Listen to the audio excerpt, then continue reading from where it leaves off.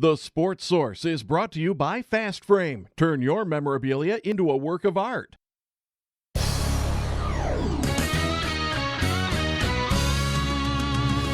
You are watching East Tennessee's first and only year-round sports talk show on television.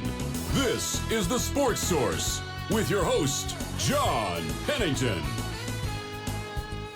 Good Sunday morning and welcome into the Sports Source. Happy to have you with us today. We have a packed show. We're going to take a look at the biggest issues and hurdles facing this year's Tennessee team in terms of reaching a championship level that everyone's eyeing and gearing up towards. Can they do it? Well, they're going to have to do 3 or 4 things to make sure they can achieve it. And then we'll tell you what those are. We'll also take a look at some of the expectations for Butch Jones going into this year. Let's get underway. The first segment of our show brought to you by Tennova Healthcare. And of course, Tennova, when you're forced to enter a hospital, you want top-notch care. And that means the best doctors and nurses, the best equipment, cutting-edge technology. But it also means just what it says, plain old care. People who are interested in your condition, interested in your needs, interested in helping you. I got that when I went through cancer. Tennova Healthcare did a great job for me. I know they would do the same for you. I hope you will check them out. If you are in need of medical attention at any point, Tennova.com to learn more. All right, let me welcome in these guys. We've got a special return champion today, but right here we have Bob Hodge back with us as usual, Josh Ward in as usual, Mike Griffith back from the Great White North. Went away for a few years to Michigan, now back on the Tennessee beat, of course, with SECcountry.com. People will be able to find you there. Welcome back, Mike. Thanks, John. And next to you, Chuck Cavaleris, who never goes anywhere. He just stays here 7 days a week. He's in that chair. All right. I wanted to start with something that came out in the middle of the week. I thought it was interesting. A couple of SEC network analysts, Peter Burns and Booger McFarland, cannot believe there's an adult male on television who is known as Booger McFarland. I can't believe I'm saying that name. But anyway, Peter and Boog, as they're called, they put a list out of the pressure, the most pressure on coaches in the SEC in 2016. Burns said, number 1 most pressure is on Kevin Sumlin at Texas A&M. Number 2 most pressure is on Butch Jones. Seems a little odd to me. Next, Booger McFarland said, Les Miles. The man was almost fired last year. Okay, he's up there. Maybe he's ahead of Butch Jones. Number 2, Kevin Sumlin. Number 3, Butch Jones in terms of most pressure. We're not talking about, they got Gus Malzahn and Kirby Smart are also on there. Kirby Smart from Georgia, year 1. Year 1, and he's under the 5th most pressure in the conference. Not Derek Mason at Vanderbilt, not Mark Shoup. Your reaction to this, my first thought was, are you kidding me? I mean, at what point do you say someone's building here? When I say pressure, my thought is, well, that's someone that's got their back up against the wall. And for Miles, for Sumlin, maybe for Malzahn, that's the case. I don't think Kirby Smart's going to get canned this year in year 1. And I would think Butch Jones won't either. But your thoughts when you saw that list, guys? I thought it was the most stupid, ridiculous thing that I have seen.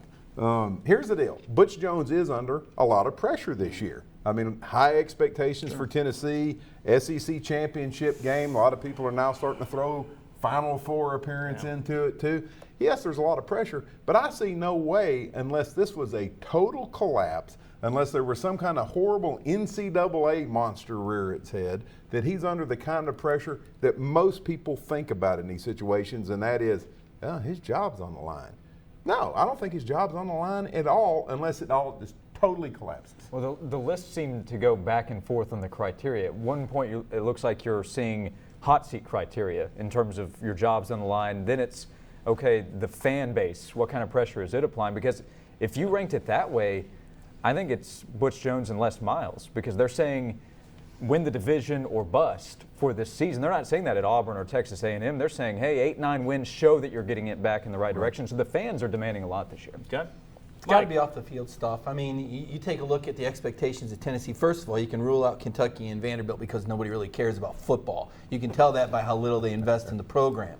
But with Butch Jones, John, this is a combination of Tennessee fans that are hungry for a winner. They can taste it. They're right there. We're talking about 17 points, man. That's it. That and the off the field, the lawsuit stuff. People, especially in wake of what happened with Baylor earlier in the week, people are going, aha, is Tennessee like Baylor? Which, of course, that's not a very fair comparison. It's not, but to the general public. To the general public it is, because we just live in headlines and tweets. So, yes, no one outside of Tennessee is ever going – if Tennessee wins that lawsuit, if they don't settle and they go through this and they win it, no one outside of here is ever going to look at that and say, yeah, it's legit, they won the lawsuit. They will say, well, they got away with it.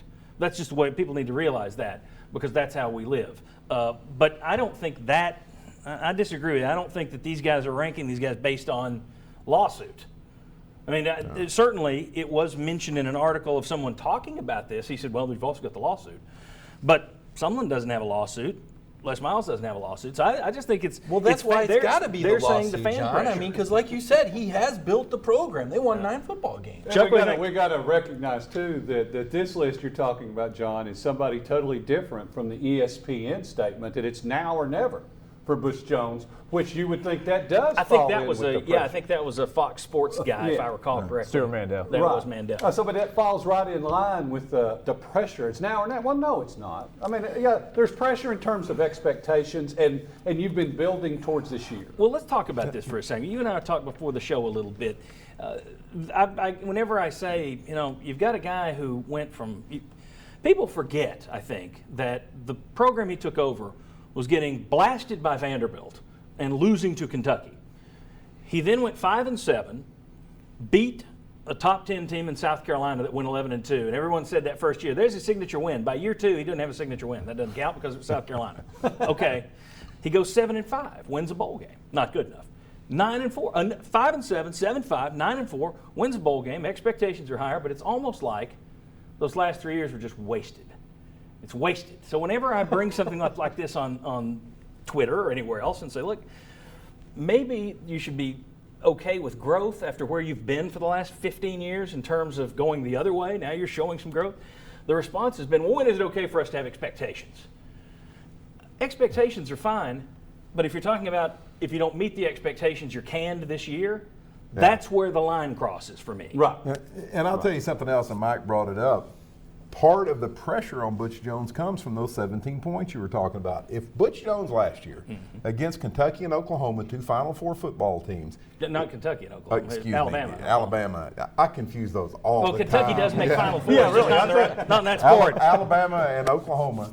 If he just loses those games in a normal fashion, you come out, you never had the lead, you get beat, say, 28-17, I think people are a little bit easier on him. But everybody is still dwelling on those fourth quarter collapses. You can't get away from it. Yep. They were collapses.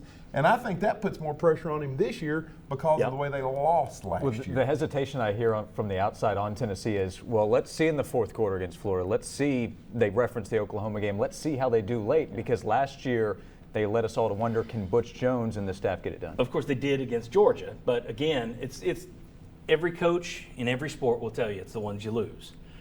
That's the Bobby Bowden line was, what's the big game? The one you lose.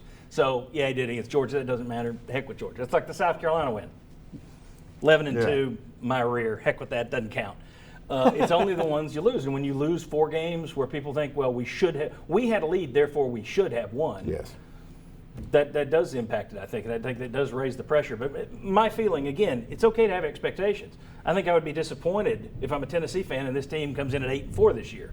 Disappointed doesn't mean I'm going to go whacking people in the office over there. No, but the finish question is pretty obvious, John. I mean, they got outscored, I think, 73-72 in the fourth quarter. That shouldn't happen, especially when you look at how explosive this team was, all the talent that they have. I mean, look, everybody knows that, and their perception was, can Butch finish games? I think you're right. I think that contributes to the pressure. I'm telling you, though, from the outside in, this off-the-field stuff is what people are focused. I've got to think, John, that's a factor. I think media people are.